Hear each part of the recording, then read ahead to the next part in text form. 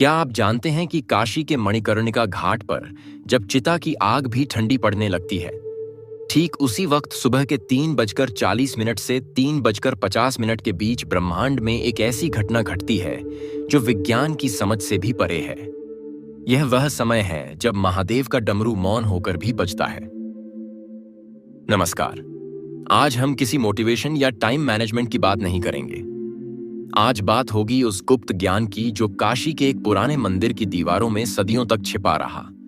एक ऐसा ज्ञान जिसमें लिखा है 21 ब्रह्म मुहूर्त का रहस्य, और वो एक लॉस्ट फार्मूला जिसे अगर आपने समझ लिया तो आपकी किस्मत बदलने में सालों नहीं बल्कि कुछ ही समय लग सकता है।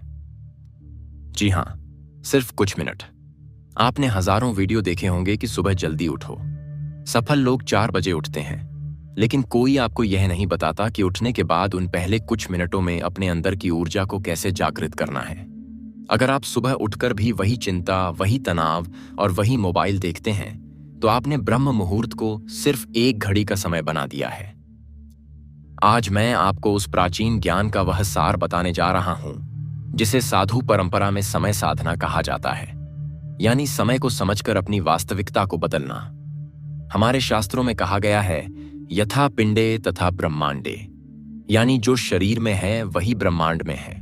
लेकिन समस्या यह है कि हमारा शरीर उस ब्रह्मांडीय ऊर्जा से कट चुका है। हम एक ऐसे रेडियो की तरह हो गए हैं जिसका एंटीना तो है लेकिन सिग्नल नहीं पकड़ पा रहा।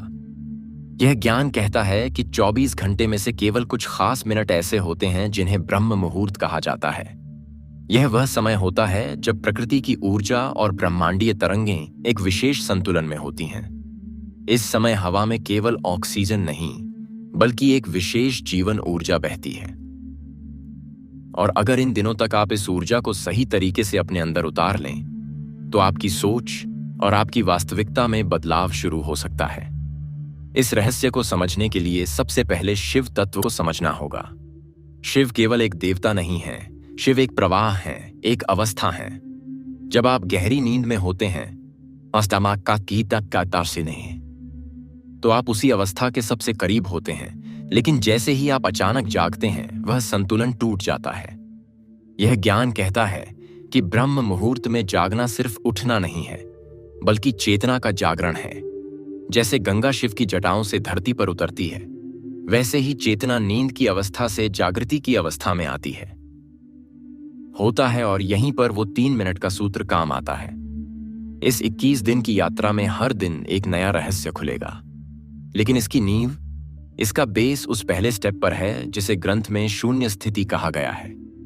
ध्यान से सुनिए, क्योंकि अब मैं जो बताने जा रहा हूं वह आपकी जिंदगी की दिशा मोड़ सकता है। ज्यादातर लोग सोचते हैं कि ब्रह्म मुहूर्त में उठकर पढ़ाई करनी चाहिए या काम करना चाहिए। यह सबसे बड़ी गलती है। ग्रंथ के अनुसार ब्रह्म मुहूर्त इनपुट का समय नहीं है, यह ट्यूनिंग का समय है। अगर आप एक खराब गिटार पर बहुत अच्छा गाना बजाने की कोशिश करेंगे तो सुर बेसुरा ही निकलेगा। उसी तरह अगर आपका दिमाग और शरीर ट्यून नहीं है तो आप कितनी भी मेहनत कर लें, रिजल्ट नहीं मिलेगा। तो आखिर वो 3 मिनट का जादुई सूत्र क्या है, और यह 21 का अंक ही क्यों चुना गया? हमारे शरीर में 7 चक्र होते हैं और हर चक्र के 3 तल होते हैं। 7 3 हुआ 21। यह कोई रैंडम नंबर नहीं है। 21 दिनों में हम अपने 7 चक्रों के तीनों तलों को उस 3 मिनट की तकनीक से अलाइन करेंगे। जैसे ही आपकी आंख खुले, चाहे वह 3:30 हो या 4 बजे, आपको बिस्तर से कूदना नहीं है, आपको हिलना भी नहीं है। उस ग्रंथ का पहला नियम है स्थिरता में ही शिव है। उस समय आपके दिमाग की फ्रीक्वेंसी थीटा स्टेट में होती है। यह वह स्टेट है जहां आप जो भी बीज बोएंगे वह विशाल पेड़ बनेगा। अगर आप उस समय हड़बड़ाकर उठते हैं तो आप उस जादुई खिड़की को बंद कर देते हैं। तो चलिए शुरू करते हैं इस रहस्यमयी यात्रा को। अपने दिमाग के सारे दरवाजे खोल लीजिए, क्योंकि अब हम उस गुप्त ज्ञान के सागर में गोता लगाने वाले हैं जहां विज्ञान खत्म होता है और आध्यात्म शुरू होता है। क्या आप तैयार हैं अपनी डेस्टिनी को रीराइट करने के लिए? उस ग्रंथ में लिखा है त्रिपुरा रहस्यम, यानी 3 मिनट, 3 लोक और 3 शक्तियां। जब आपकी आंख खुलती है तो पहले 60 सेकंड यानी पहला मिनट आपके शरीर का होता है। इसे अन्नमय कोश कहते हैं। आपको बिस्तर पर लेटे बिना, हाथ पैर हिलाए बिना सिर्फ अपने शरीर को महसूस करना है। अपनी चेतना को अपने पैरों के अंगूठे से लेकर सिर के ऊपर सहस्त्रार चक्र तक ले जाएं। महसूस करें कि आप अभी जिंदा हैं। यह छोटी बात नहीं है। काशी में हर रोज हजारों चिताएं जलती हैं, लेकिन आज महादेव ने आपकी चिता नहीं, आपकी चेतना जगाई है। इस पहले मिनट में आपको आभार यानी ग्रेटिट्यूड महसूस करना है। कहिए, हे महाकाल, मुझे यह नया जीवन, यह नया अवसर देने के लिए धन्यवाद। जब आप आभार के साथ दिन शुरू करते हैं तो आप ब्रह्मांड को यह सिग्नल भेजते हैं कि आप और लेने के लिए तैयार हैं। फिर आता है दूसरा मिनट। यह सबसे महत्वपूर्ण है। यह है प्राणमय कोश का समय। अब अपना पूरा ध्यान अपनी सांसों पर ले आएं। ग्रंथ कहता है, सांस ही शिव का रस्सा है। ब्रह्म मुहूर्त में आपकी दोनों नाड़ियां इड़ा यानी चंद्र और पिंगला संतुलन में आने की कोशिश कर रही होती हैं। आपको बस अपनी सांसों की गति को देखना है। उसे बदलने की कोशिश ना करें। बस देखें कि हवा कैसे अंदर जा रही है और कैसे बाहर आ रही है। इस दूसरे मिनट में विजुअलाइज करें कि हर सांस के साथ ब्रह्मांड की सुनहरी ऊर्जा आपके अंदर प्रवेश कर रही है। गोल्डन एनर्जी आपके अंदर भर रही है और हर बाहर जाती सांस के साथ आप शरीर की बीमारी, सुस्ती और नकारात्मकता काले धुएं की तरह बाहर निकल रही है। यह सिर्फ कल्पना नहीं है, यह एक मानसिक प्रक्रिया है जो आपके शरीर के सेल्स को धीरे धीरे रिप्रोग्राम करती है। इसे ही कुछ परंपराओं में शिव श्वास क्रिया कहा गया है। और अब आता है तीसरा मिनट। यह है मनोमय कोश यानी मन का सबसे शक्तिशाली समय। जब शरीर शांत है, सांसें लय में हैं, तब आपका दिमाग एक खाली कैनवास जैसा होता है। इस तीसरे मिनट में आपको अपना संकल्प दोहराना है, लेकिन यहां लोग गलती करते हैं। वह कहते हैं, मैं अमीर बनना चाहता हूं, मैं स्वस्थ होना चाहता हूं। ग्रंथ के अनुसार चाहत कमी को दर्शाती है। आपको ऐसे महसूस करना है जैसे वह चीज पहले से ही आपकी वास्तविकता है। मैं शक्तिशाली हूं, मैं अपने लक्ष्य को प्राप्त कर चुका हूं, शिव की कृपा मेरे साथ है। इस तीसरे मिनट में उस दृश्य को अपनी बंद आंखों से देखें। अपनी सफलता को, अपनी शांति को, अपनी खुशी को, उसे इतना स्पष्ट महसूस करें जैसे आप कोई जीवंत वास्तविकता देख रहे हों। जब आप ब्रह्म मुहूर्त की शांति में थीटा स्टेट में यह बीज बोते हैं तो मन की गहराई में वह विचार एक शक्ति बन जाता है। यह है वह 3 मिनट का सूत्र। शरीर के प्रति आभार, सांसों का संतुलन और संकल्प का बीज। लेकिन यह एक दिन की प्रक्रिया नहीं है, यह एक 21 दिन का चक्र है। और यह 21 दिन आसान नहीं होंगे। यह आपके पुराने स्वरूप के समाप्त होने और नए स्वरूप के जन्म की प्रक्रिया है। अब समझते हैं कि इन 21 दिनों में आपके साथ क्या होगा और इसे कैसे पार करना है। इस ज्ञान को 3 चरणों में बांटा गया है, हर चरण 7-7 दिनों का। पहला चरण सी, दिन 1 से 7, विषपान डिटॉक्सिफिकेशन। यह शब्द थोड़ा रहस्यमय लगता है, लेकिन याद कीजिए समुद्र मंथन में अमृत से पहले विष निकला था, जिसे महादेव ने धारण किया था। जब आप यह 3 मिनट की साधना शुरू करेंगे तो शुरुआती 7 दिन आपके लिए आसान नहीं होंगे। शरीर विरोध करेगा, नींद ज्यादा आएगी, मन भारी लगेगा, पुराने विचार और भावनाएं सतह पर आएंगी।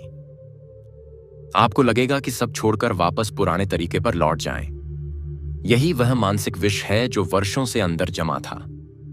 आलस्य, डर, टाल-मटोल और नकारात्मकता।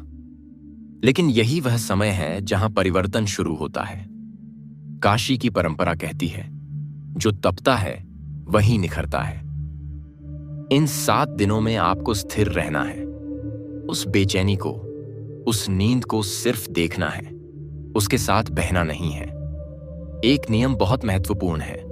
सुबह उठने के बाद कम से कम 1 घंटे तक मोबाइल स्क्रीन नहीं देखनी है, क्योंकि यही वह समय है जब मन सबसे संवेदनशील होता है। नीली रोशनी आपकी मानसिक ऊर्जा को प्रभावित कर सकती है। इस समय शरीर अपनी पुरानी अशुद्धियों को बाहर निकाल रहा होता है। इसलिए पानी पर्याप्त मात्रा में लें और शरीर को समर्थन दें।